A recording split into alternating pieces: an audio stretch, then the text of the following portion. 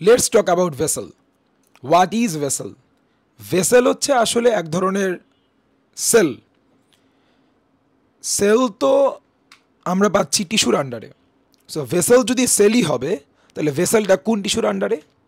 Vessel is under the xylem tissue. আমরা last ভিডিওতেই বলেছিলাম জাইলেম হচ্ছে প্ল্যান্ট বডিতে পাওয়া যায় এমন এক ধরনের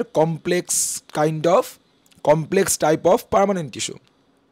আর জাইলেমটা কমপ্লেক্স কারণ এর স্ট্রাকচারে আমরা in total 4 types of cells পাচ্ছি।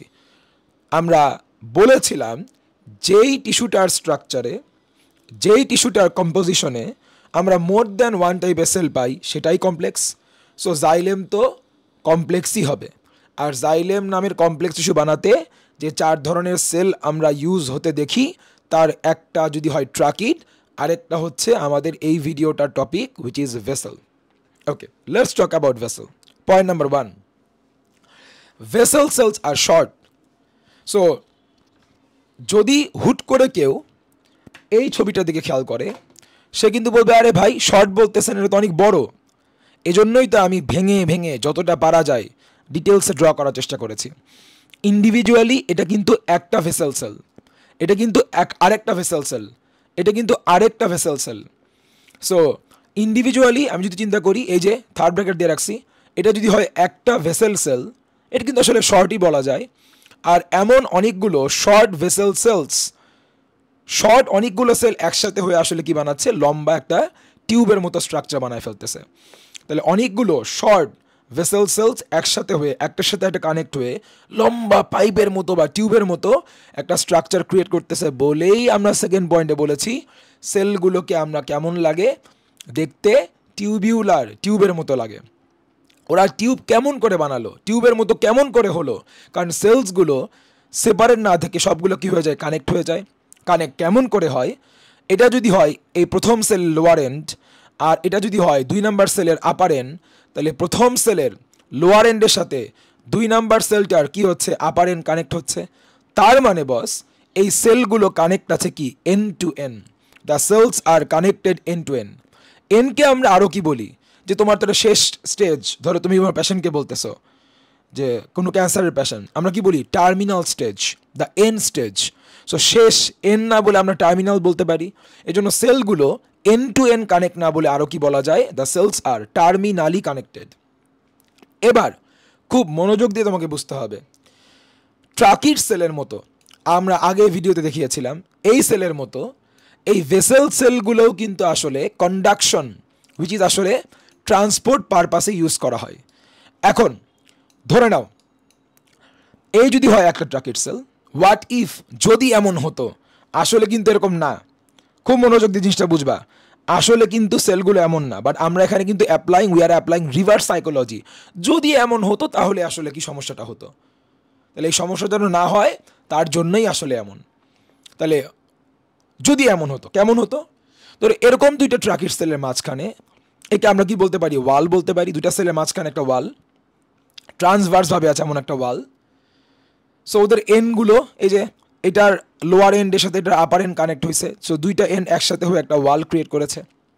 সো এই ওয়াল যদি এরকম কমপ্লিটলি সলিড হতো, কম্প্যাক্ট হতো, তাহলে বলেন যখন এই ওয়াটারটা পাস করতে নিত, তাহলে এই সেলের ভিতর দিয়ে পাস করলেও সেকেন্ড সেলে কি আসতে পারতো? কারণ মাঝখানে কি আছে? একটা কম্প্যাক্ট ওয়াল আছে, কোনো ওপেনিং তো নাই। তাহলে পানিটা উপরে উঠবে কেমন করে? পাস থ্রো করবে কেমন করে? So that is the reason এই মাঝখানের এই প্লেট বা ওয়ালটা কিন্তু আসলে কেমন হয়? পারফোরেটেড। পারফোরেটেড শব্দের মানে হচ্ছে উইথ পারফোরেশনস, আর পারফোরেশন মানেই হচ্ছে ওপেনিং, স্পোর্টস, ছিদ্র।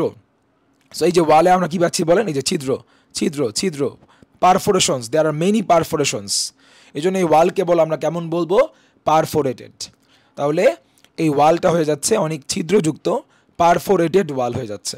এবং ওয়ালে পারফোরেশন থাকার কারণেই খুব ইজিলি একটা সেল থেকে আরেকটা সেলে পানিটা চলে যেতে পারতেছে, পাস করানো সম্ভব হচ্ছে। ও বাই দ্য ওয়ে, আমাদের ট্রাকিডের মতো ভেসেলগুলোও কেমন সেল? Dead cell.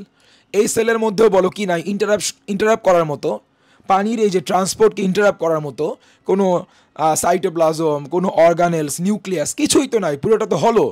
সো পানি যেমন একটা সেলের ভিতর দিয়ে খুব ইজিলি যেতে পারবে, আবার পাস থ্রো করতে পারবে, আবার এক সেল থেকে আরেক সেলে পাস করার সময়ও সে খুব ইজিলি আসলে এক সেলটা থেকে আরেক সেলে যেতে পারবে through the pores, which is আমরা বলতেছি পারফোরেশনস।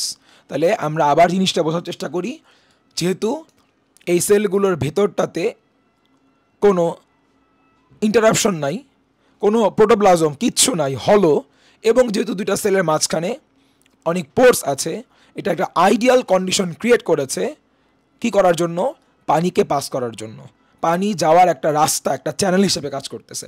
এই জন্যই আসলে পরের পয়েন্টে বলেছে যেহেতু ওয়ালটা পারফোরেটেড আর যেহেতু তোমার ভিতরে কি নাই, কোনো প্রোটোপ্লাজম কিচ্ছু নাই, হলো, এই জন্যই আসলে ও কাজ করতেছে, ও ফর্ম করতেছে, বানাচ্ছে একটা কন্টিনিউয়াস চ্যানেল।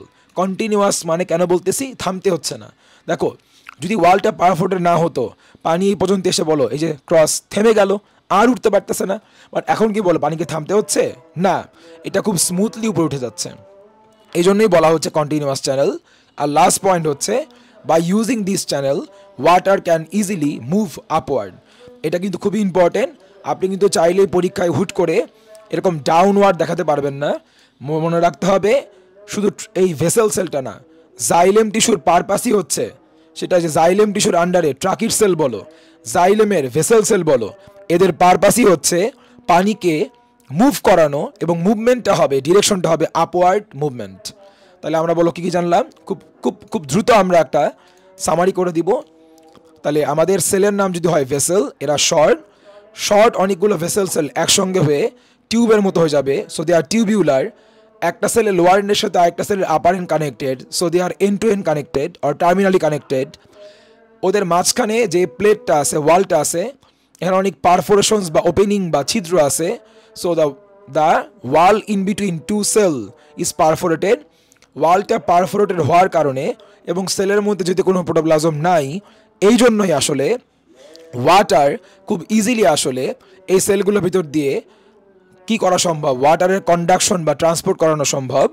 তারপরে এই জন্যই বলতে পারি এই সেলগুলো একসাথে হয়ে এবং ওদের মাঝখানে ওয়ালটাকে পারফোরেটেড করিয়ে ভিতরে কোনো প্রোটোপ্লাজম না থাকার কারণে ওভারঅল আমরা বলতে পারি this is an ideal condition to form a channel, একটা যাওয়ার রাস্তা ক্রিয়েট করতেছে, আসলে একটা আইডিয়াল যাওয়ার রাস্তা ক্রিয়েট করতেছে, যার ভিতর দিয়ে পানিটা খুব ইজিলি কী হবে, ট্রান্সপোর্ট হবে, এবং পানি ট্রান্সপোর্টের ডিরেকশন কী হবে, আপওয়ার্ড। এই সেলগুলোর ভিতর দিয়ে রুট থেকে লিফে, নিচ থেকে উপরে, উইচ ইজ আপওয়ার্ড ডিরেকশনে পানিটা ইজিলি মুভ করতে পারবে, পানির কন্ডাকশন হবে বা ট্রান্সপোর্ট হবে। তাহলে আমাদের ভেসেল নিয়ে পড়া শেষ।